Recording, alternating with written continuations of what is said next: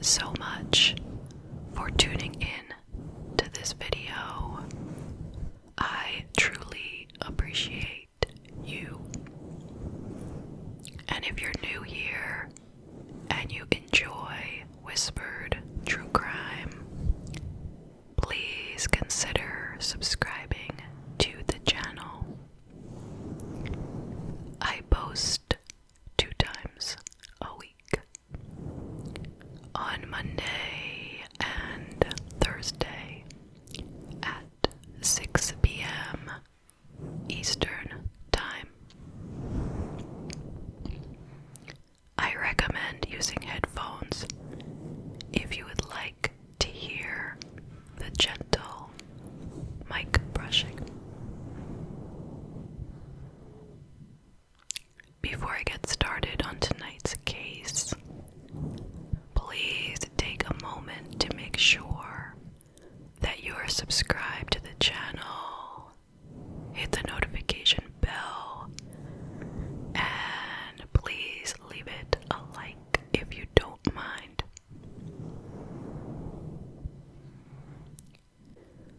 For tonight's case, we are traveling down to Blacksburg, Virginia.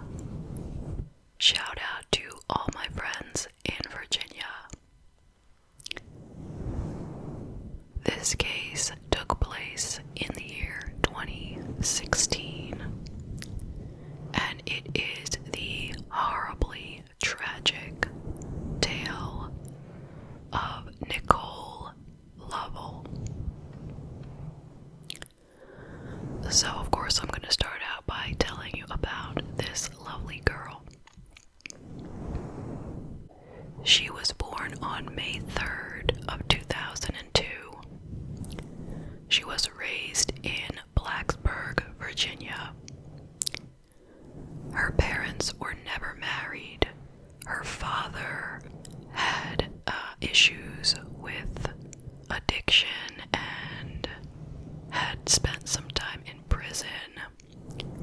He had left her mother before she was born, and she was still in touch with him, but their relationship was a bit difficult, and she was always looking for more love and attention from him than what she was getting. But her mother, her single mother, was doing her very best job in taking care of Nicole. Nicole had had a very, very rough childhood. At just 10 months old, she was diagnosed with a rare liver tumor, and she had to have a liver transplant, which you surely know is a major, major ordeal. And once you've had an organ transplant, you have to take medication for the rest of your life in order to keep your immune system from attacking the new organ. So she made it through that. But can you believe that at 4 years old, she was diagnosed with non-Hodgkin's lymphoma? And she almost died from it. She was in a coma for 6 months. She had something like a 1% chance of survival, and she survived.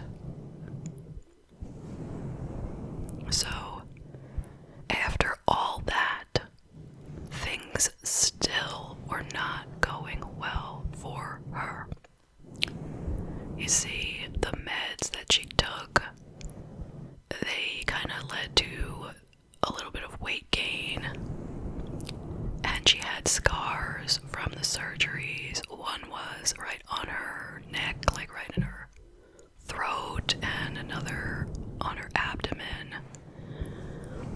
And kids at school were constantly making fun of her.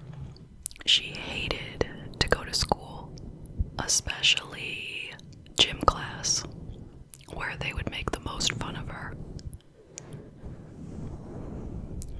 So she would often ask her mom to write her notes to get her out of gym.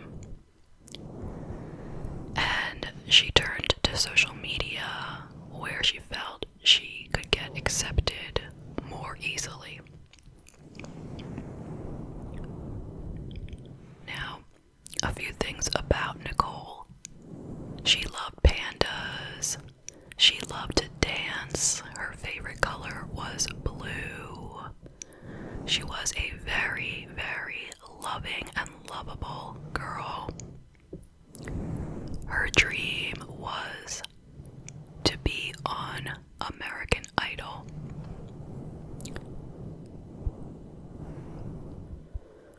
Alright, so let's jump to the day of the crime.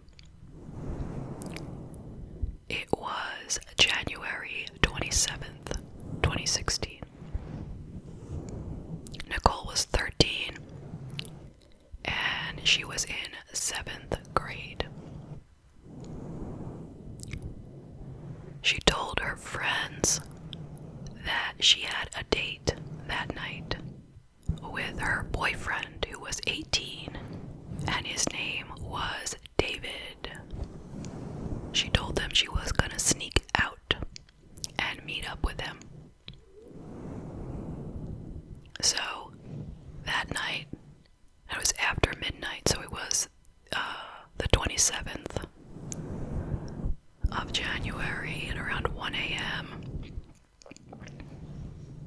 She pushed her night table up against her bedroom door.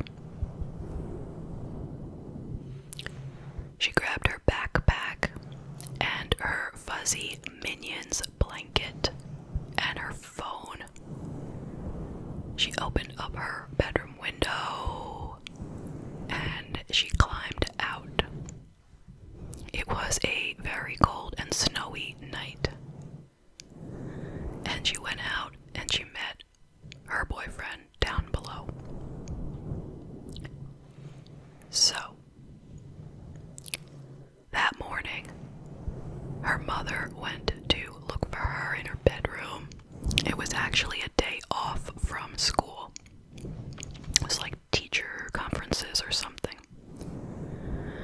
So she came to find that she had to push the bedroom door open because of the night table.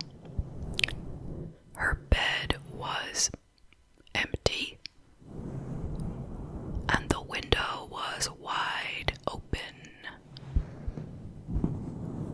Now, this was not the kind of thing that Nicole would do, ever, okay? She was not a girl who was running away and stuff.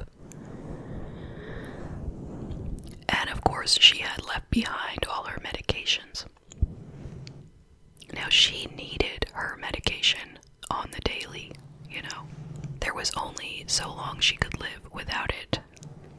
They needed to find her ASAP. So the mom went out and talked to her friends. They told her that Nicole was meeting this David that night. So mom went straight to the police, and they immediately issued an alert that she was a missing child. She was also in medical danger. Like, they didn't play games with that. And so the police came over to Nicole's home. They needed to find out, who is this David? So they took a look at her phone and her computer activity. Luckily for them, all of her password information was written on the wall next to her computer. So they figured out who David was. He was someone she had been talking with on KiIIer, K-I-K. If you haven't heard of it, it's another app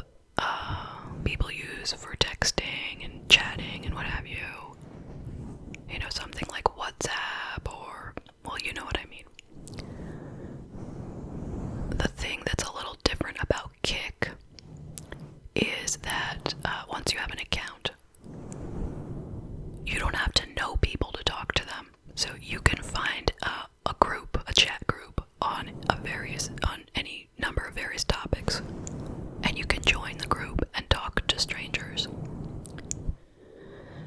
So this is unfortunately a way that some predators find their victims. They can try to find a group that's talking about something that, children are interested in. They can join the group and, So, when they read through the messages that she had with David, they came to realize that she had met with him at least one time before. And although it wasn't definitive, it seemed as if they had quite possibly been intimate. So they did all the research to find his IP address, and it turned out his name was David Eisenhower. He was 18 years old and a freshman at Virginia Tech, which was in the same town where Nicole lived.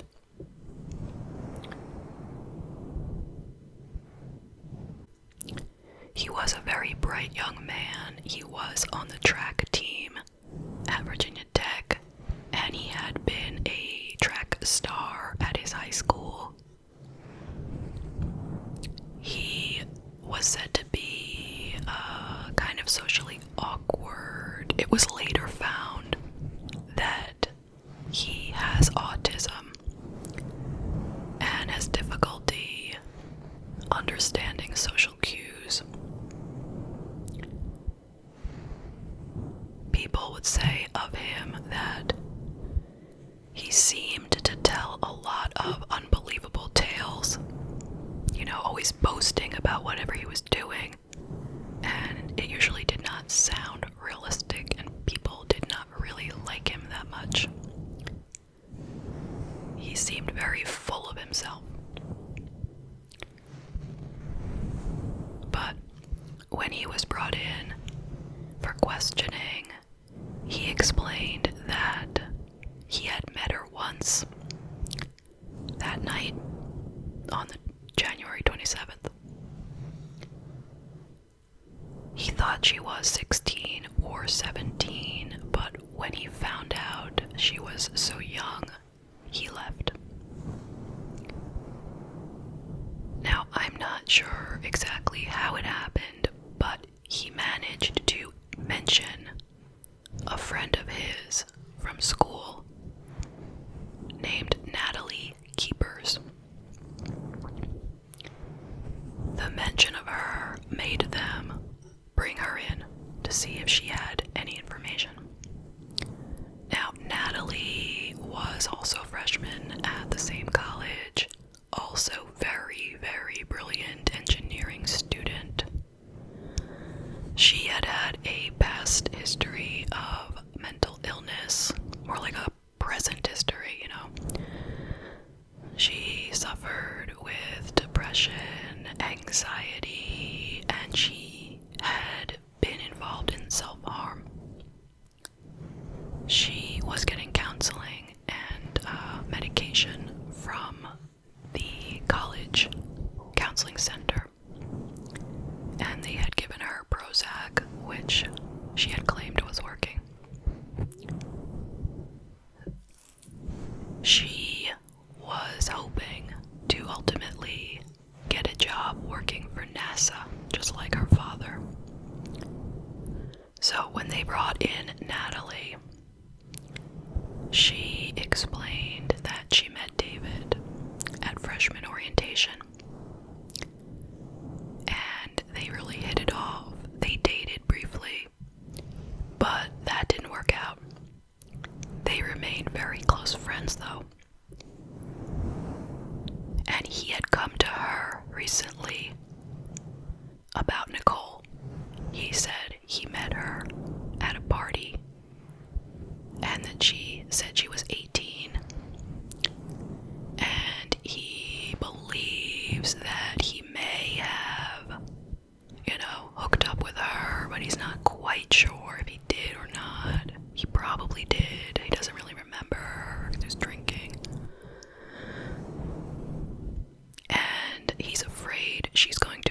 knows him, or maybe she might be pregnant.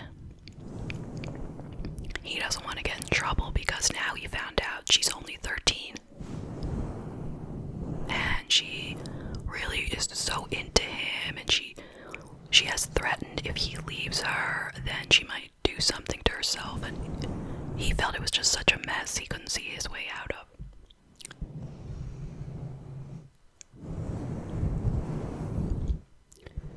So, Natalie had been helping him work out a plan to get rid of Nicole. Now, she's just telling this all to the police, so I don't know. She wasn't trying to hide it, really.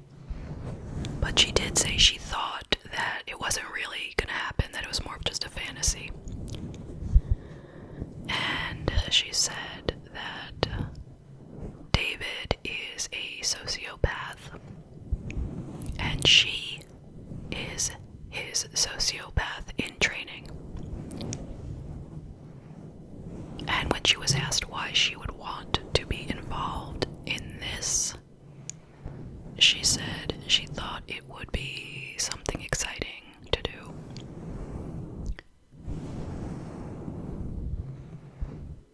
And she said that the two of them had thought about maybe switching out her medication for cyanide. That was one idea. But ultimately, they decided that he would do what he did, which was plan a date. He picked her up in his car, he drove her into the woods, and he stabbed her. Then he went home with her body in his trunk, went to sleep. The next day, Natalie came over to help him dispose of the body. They had cleaned her up, removed her clothes so there wouldn't be evidence, and drove her body right over the border into North Carolina and dumped her on the side of the road. So, with that, the police were able to go and find Nicole's body just where Natalie said it would be. Sadly, she had been stabbed 14 times, and her throat was slashed.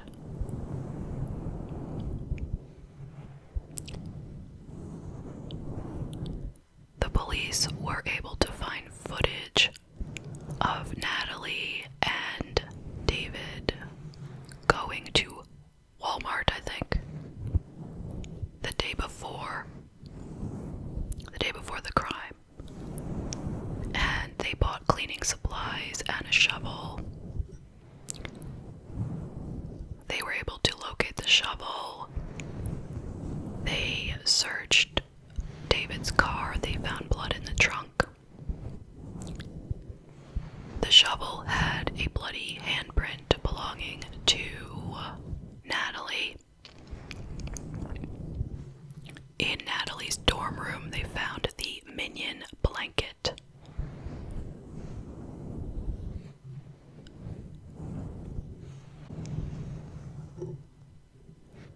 So as you can imagine, they were both charged with this heinous crime. Abduction, murder, concealing a body. And they both pled not guilty. But they would change those pleas as they got to trial. They had separate trials, of course, and the trials were both around August, September of 2018. So at David's trial, he changed his plea to no contest. So he was saying that it was like a guilty plea, but without saying that he did it. And he tried to some extent to say that, or his, legal team said it wasn't his idea, that it was the idea of Natalie, and he was led along because he has autism and that sort of thing. But he was sentenced to 50 years in prison. When Natalie went to trial, she pled guilty, but only to the charge of concealing a body, not to anything else. There was a psychiatrist for the prosecution who said that Natalie had borderline personality disorder, and she was possibly, or probably, the brains behind the operation. She was ultimately charged with being an accessory to murder, and she got 40 years in prison. And that is the case. So, what do you think? I have quite a few things to say. Where should I begin? First off, my heart goes out to Nicole. What a rough life. Why does anyone deserve all these problems that she had? It seems so unfair. I cannot explain it. Someone please explain it to me, okay? Why does this poor little baby wind up with a liver tumor at 10 months, and then non-Hodgkin's lymphoma at 4 years old? Then she's bullied for the way she looks. And then this happens.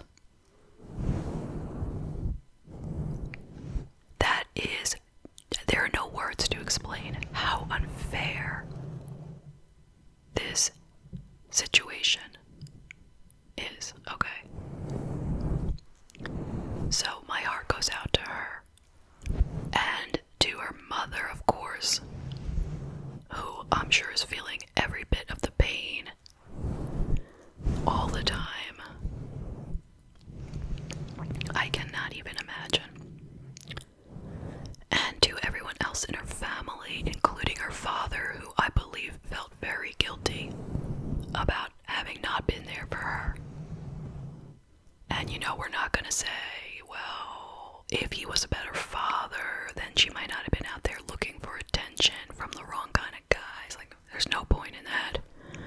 It's not his fault what happened to her.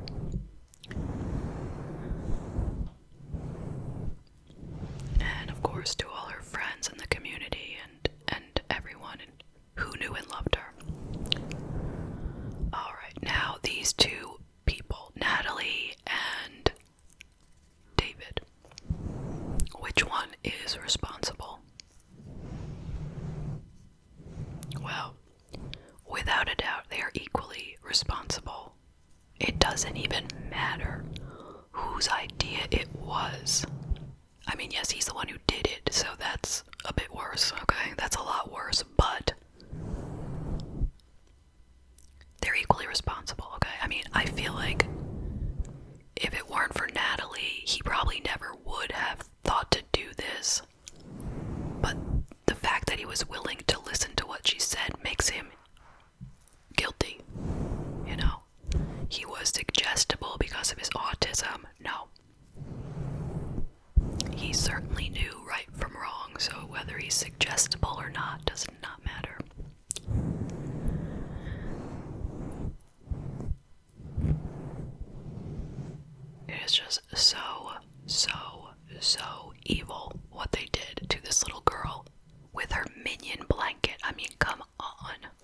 She was a child. I think that the police did good work on this case. And as unfortunate as it all turned out, at least justice was served. How about the people that will say, well, she shouldn't have been on an app like KiIIer. It's dangerous. Why wasn't her mother watching? You know, the truth is, it's not that easy to watch what your kids do all the time. You just can't. You could. I believe the mother even said she saw she had KiIIer. She made her get rid of it. But she got it back on the phone, you know. I mean, you could say, oh, we'll take away her phone. I mean, it's easy to look back and say what she should have done. It's just become a different world nowadays with all these social media apps. Not to say that things were super safe before the apps existed.